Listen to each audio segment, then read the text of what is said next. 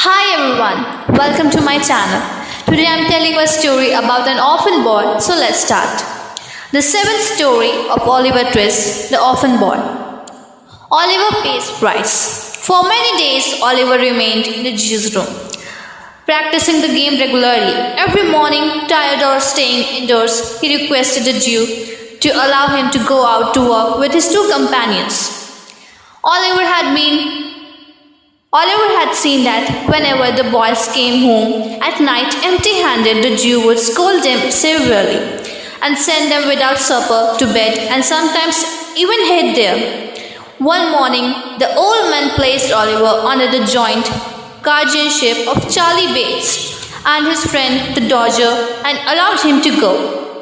The three boys ventured out and sauntered lazily. Dodger and Charlie Bates pilfered apples and onions from the stalls at the sides, thrusting them into pockets. Suddenly, Dodger urged his companions. "What's the matter?" demanded Oliver. "Hush," replied the Dodger.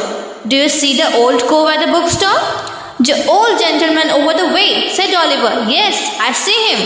A prime plant," observed Charlie Bates. Dodger and Blades slunk close behind the old gentleman. Oliver walked a few paces after them, looking on in silent amazement.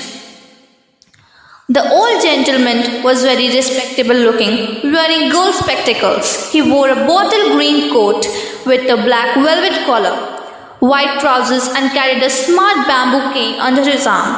He had taken up a book from the stall and stood reading away, completely engrossed.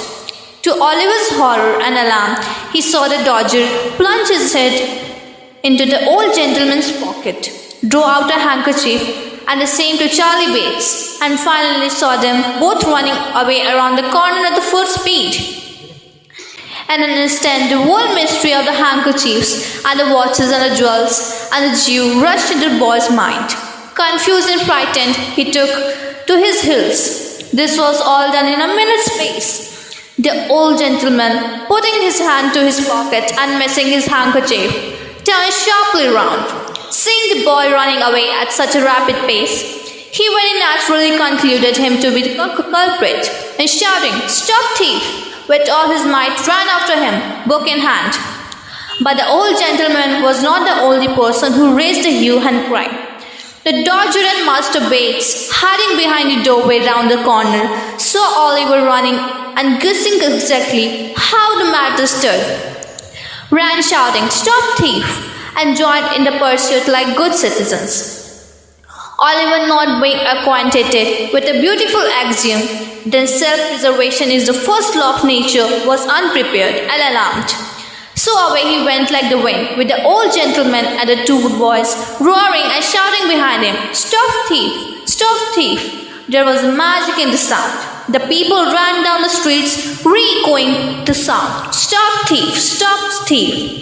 One red, breathless child, panting, terrorized, agonized, and perspiring, Oliver ran as his pursuers closed on him.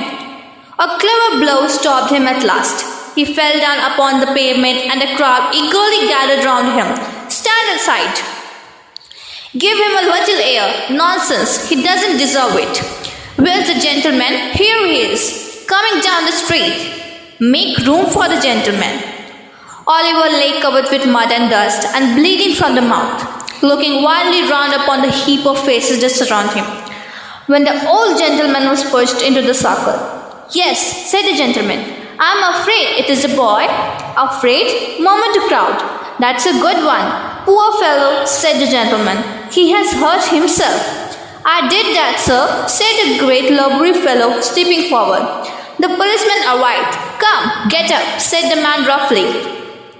"It wasn't me, sir. It was two other boys," said Oliver, clasping his hands passionately and looking around. "They are here somewhere." "Oh no, they aren't," said the officer. He meant this to be ironical, but it was true, for Dodger and Charlie Bates had disappeared. "Come, get up. Don't hurt him," said the old gentleman compassionately. "Oh no, I won't hurt him," replied the officer, tearing his jacket half off his back. "Come, I know you. It won't do. Will you stand up on your legs, you young devil? Oliver made an attempt to raise himself on his feet and was at once slugged around the streets by the jacket collar at a rapid pace. The gentleman walked on with Jim by the officer's side. The crowd surged ahead and stared back at Oliver from time to time.